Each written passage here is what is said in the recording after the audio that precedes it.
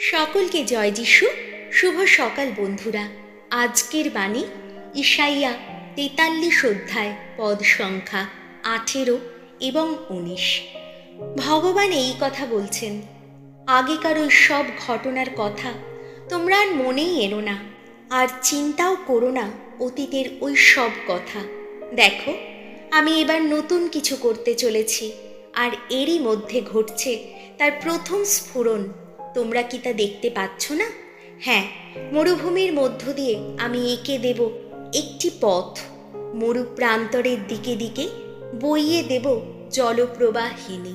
প্রবক্তা ইসাইয়া যখন এই কথা বলছেন, তখন ঈশ্বরের মানুষরা হতাশায় ভুগছে। তারা অতীতের ব্যর্থতা, দুঃখ আর বন্দিত্বে আটকে আছে।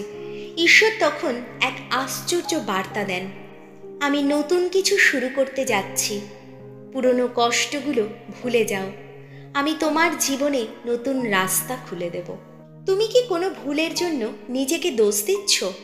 কোনো সম্পর্ক বা স্বপ্ন ভেঙে গিয়ে আজও কাঁদছ?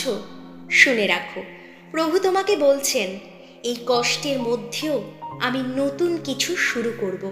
মরুভূমিতে যদি নদী বইতে পারে, তবে তোমার শূন্য হৃদয়ে নতুন আনন্দ তিনি ঠিকই ফিরিয়ে আনতে পারেন। অতীতের ভুলে নিজেকে কখনো দোষ দিও না, পুরনো কষ্টে নিজেকে আটকে রেখো না। ঈশ্বর প্রতিদিন নতুন কিছুই করছেন, তুমি সেই নতুনকে গ্রহণ করতে শেখো। এসো প্রার্থনা করি। হে প্রভু, আমি অনেক দিন ধরে আমার পুরনো ব্যথা আর ব্যর্থতার মধ্যে আটকে আছি, কিন্তু আজ আমি বিশ্বাস করতে চাই যে তুমি আমার জন্য নতুন কিছু করছো। আমার চোখ খুলে দাও প্রভু, যেন আমি তোমার তৈরি করা সেই নতুন পথ দেখতে পাই। আমার মরুভূমিতেও যেন তোমার নদী বইতে শুরু করে। এই সকল প্রার্থনা রাখি আমাদের প্রভু যীশু খ্রিস্টের নামে, আমেন।